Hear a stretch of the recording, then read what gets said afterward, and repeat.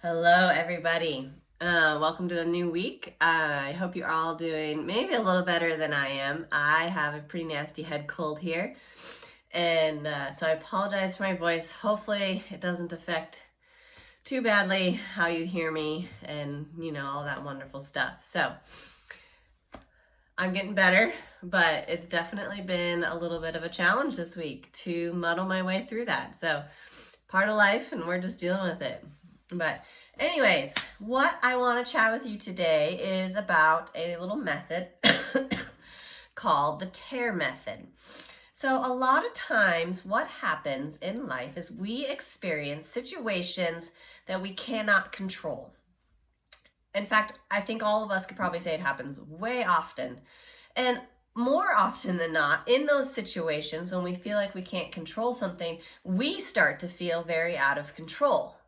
And then we start to overthink it, overanalyze it, and the outcome that comes from this uncontrollable situation is very negative.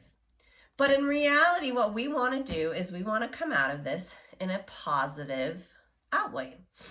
And what this happens is this idea of how do you want to respond to a situation, because even when there's times where we cannot control the situation, we can control how we respond. Again, I apologize for the coughing as I talk.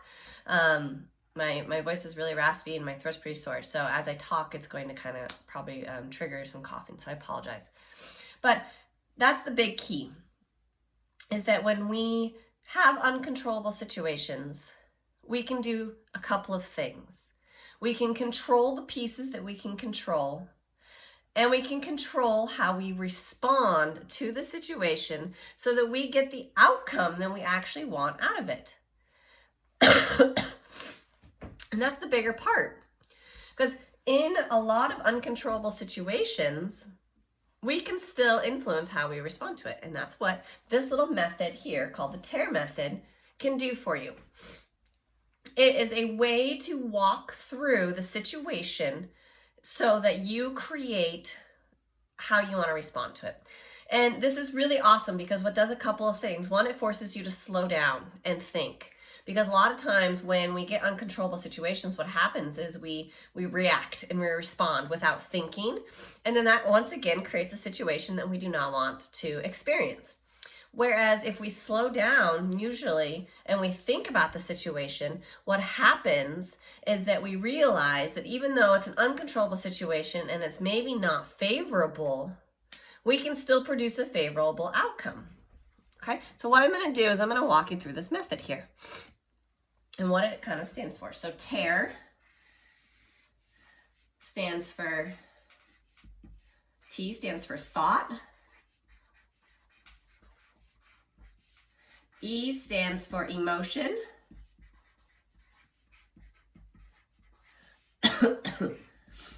A stands for action. And R stands for response or result.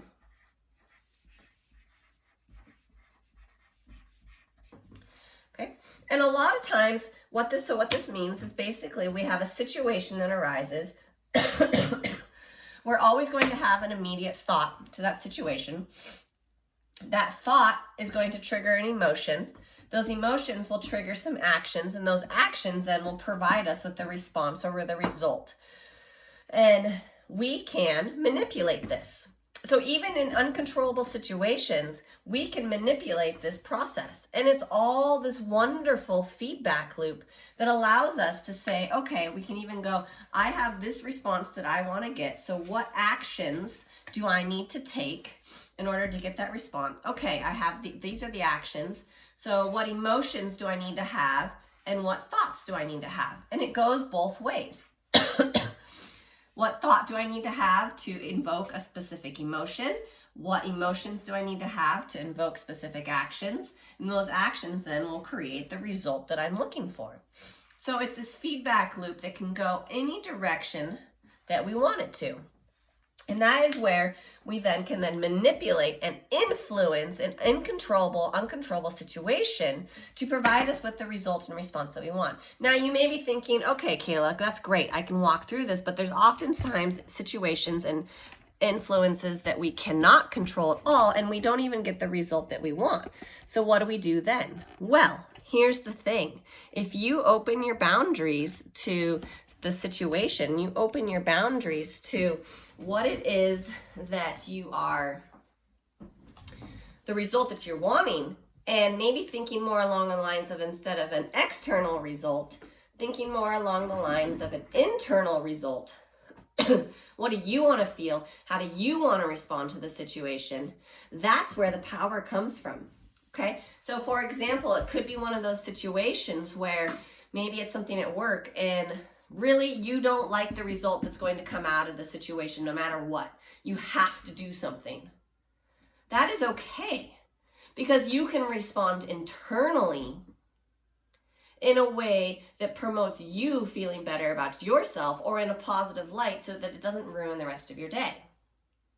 That's the power of this situation, because it allows you to do a couple of things. It allows you to respond externally, but it also allows you to think about how you want to respond internally. I'm going to give you a really quick example here. Let me adjust my camera so you can see me a little better here. Apologize for the shitty camera skills to this week too. My camera is not working. My camera stand's not working super fabulously.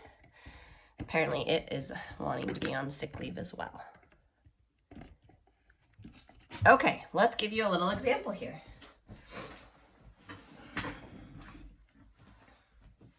If we're going to use an example that I like to use, I'll use mine. So, back in 2020, in March, when COVID and the pandemic really kind of took a swing for the worse, and everything in the United States and across the world shut down, pools shut down. At that time, I was about 3 to 4 months postpartum and feeling the strongest that I had ever felt in my life, from an athlete standpoint. On top of that, I had races coming up and I was super excited to be able to get back to racing, to go after my goals and dreams and all these things, and then everything shut down. This was an uncontrollable situation. Okay, here's my situation. The pool shut down. At the time, my very first thought, right here, my very first thought when all that happened was, I'm going to lose all my fitness.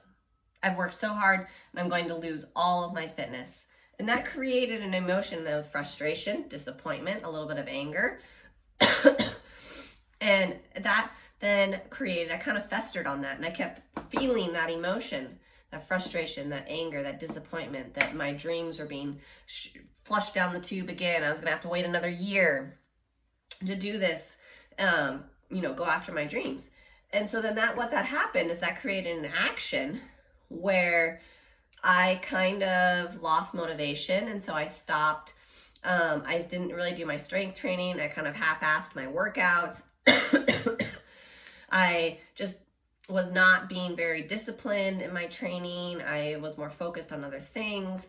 And that then was starting to create a response where I was going to lose my fitness, right? That was going to create a result that said, a negative result that I did not want. All because I festered on this feedback loop. Negative thought that I'm going to lose all my fitness created a negative emotion, created negative actions, created negative response. I actually walked through this process during that time frame and said, okay, I got to reframe my thinking here. How do I reframe this? And I said, okay, I worked backwards. I said, what result do I want? I said, well, if racing does happen, I want to be ready for it. No matter what, I don't care if it's in 2 months, 6 months, a year, 3 years, doesn't matter. I want to be ready for racing whenever it comes back. I said, okay, that's your result that you're looking for. What actions do you have to take in order to be ready for racing? I said, well, I have to stay disciplined. I have to stay dedicated. I have to do my strength training. I have to focus on maybe the other pieces of my other pieces of triathlon that are lacking and maybe need more work, and work on those. I said, okay, then those are the things you need to do. So what emotions do I need to have, Kayla? So I said, I need to stay motivated. I need to be excited about the chance to have more time to get faster. I need to be excited to be and looking forward to the fact that I am now given the opportunity of time to work on my biking and running. Okay. And then that will keep me motivated for my actions and my result. And I said, okay, that's how you want to feel. You want to feel excited, grateful, thankful for the chance to continue to work at this. What thought do you need to have? And my first thought was, I want to be ready for racing no matter what. And I've been given the gift of time to become my best self. And so I'm going to be, right? So then that thought is what I focused on. And by focusing on that thought, I continued to have this positive emotion, this positive action, and this great result. And guess what? By focusing on that, by shifting my mindset, by reframing how I thought about an uncontrollable situation, a situation that was frustrating and left me feeling a little bit lost, then yielded a really positive result. When I got back in the pool finally, I was just as strong as ever. I raced last year once. I was just as strong as ever. All because I changed my thought process. And instead of fixating on the situation, I fixated on what I could control.